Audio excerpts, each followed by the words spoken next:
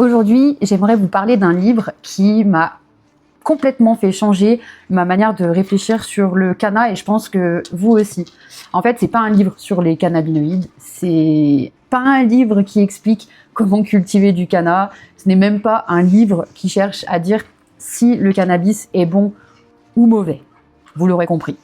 C'est un livre de sociologie publié en 1963, écrit par un homme qui s'appelle Howard Baker.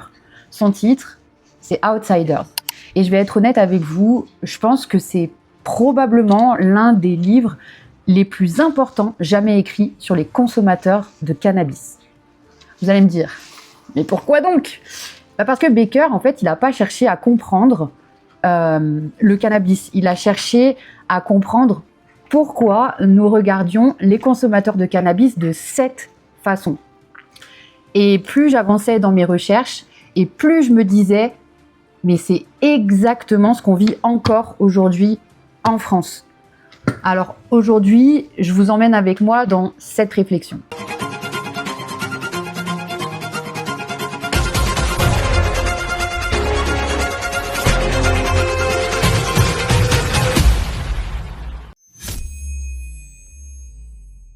Dans les années 1950, la plupart des chercheurs essayent de répondre à une question. Pourquoi les gens consomment-ils du cannabis ? Certains parlent de troubles psychologiques, d'autres pensent que c'est lié à la pauvreté, d'autres pensent que c'est une mauvaise éducation ou lié à une personnalité déviante. Mais Baker, lui, arrive et dit presque, vous vous posez la mauvaise question. Selon lui, la vraie question, c'est pas pourquoi devient-on consommateur ? La vraie question, c'est plutôt comment devient-on consommateur ?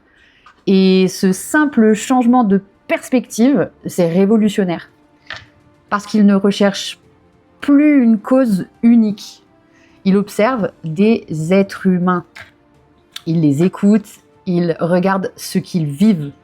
Et il découvre que devenir consommateur est un processus, pas un événement. C'est probablement le passage qui m'a le plus fasciné quand j'ai fait mes recherches. Baker explique qu'une première consommation de canna ne transforme pas automatiquement quelqu'un en consommateur. Au contraire, beaucoup de gens ne ressentent rien, certains tous, d'autres trouvent ça désagréable ou dégueulasse. Certains pensent même que ça ne leur fait absolument aucun effet. Alors, pourquoi certains recommencent ?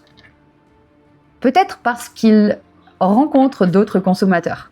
Et Baker explique que ces consommateurs expérimentés vont leur apprendre 2-3 choses. D'abord, apprendre à consommer correctement. Ensuite, à reconnaître les effets.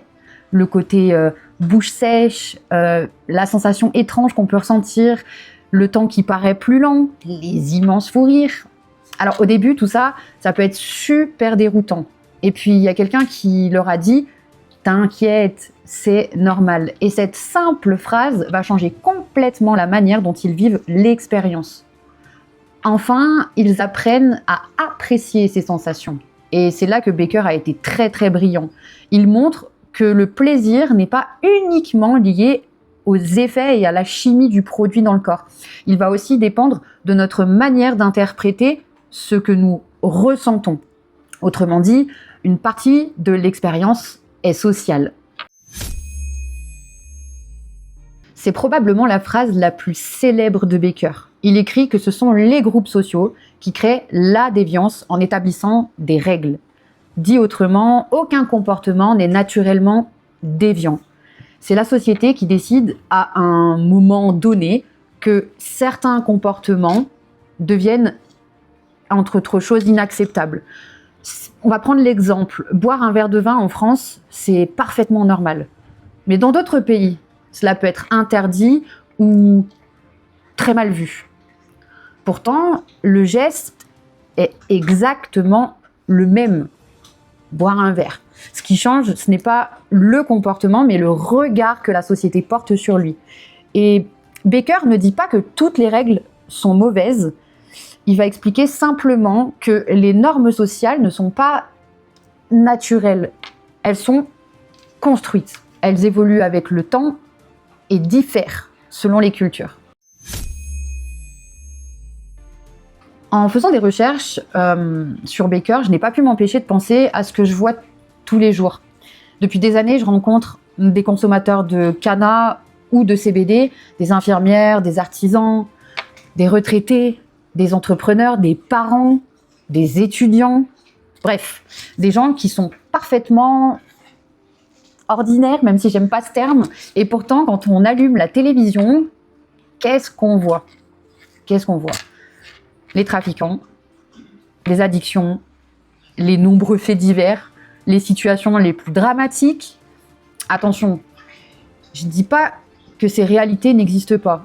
Factuellement, elles existent, on le sait, elles doivent être prises au sérieux. Mais représentent-elles l'ensemble des consommateurs? Et je ne crois pas, pas du tout même.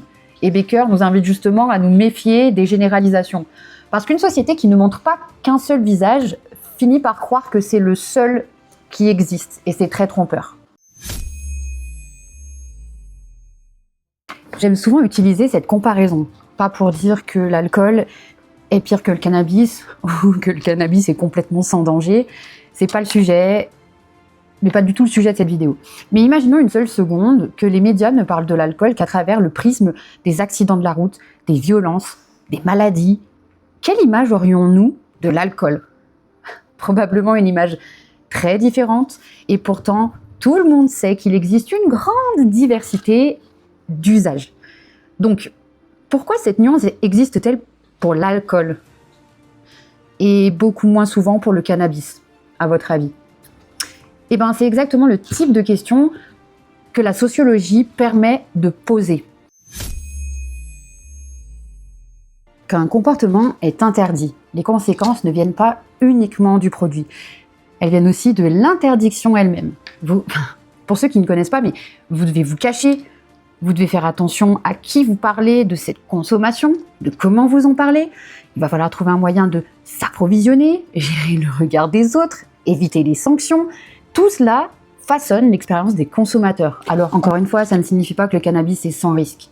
Ça signifie simplement qu'il faut distinguer les effets liés au produit des effets liés à la manière dont la société choisit de le réglementer. Ce que j'ai aimé dans Outsiders, c'est que Howard Baker ne cherche jamais à nous dire ce qu'il faut penser. Il ne dit pas qu'il faut légaliser le cannabis. Il ne dit pas non plus qu'il faut le prohiber. Il nous invite simplement à observer, à remettre en question certaines évidences, à nous demander pourquoi certains comportements deviennent des déviances. Et surtout, à regarder les êtres humains avant de regarder les étiquettes qu'on leur colle. Après toutes ces recherches sur Outsiders et cette étude, je me suis dit une chose. Le débat sur le cannabis ne devrait pas commencer par une opinion, il devrait commencer par une question.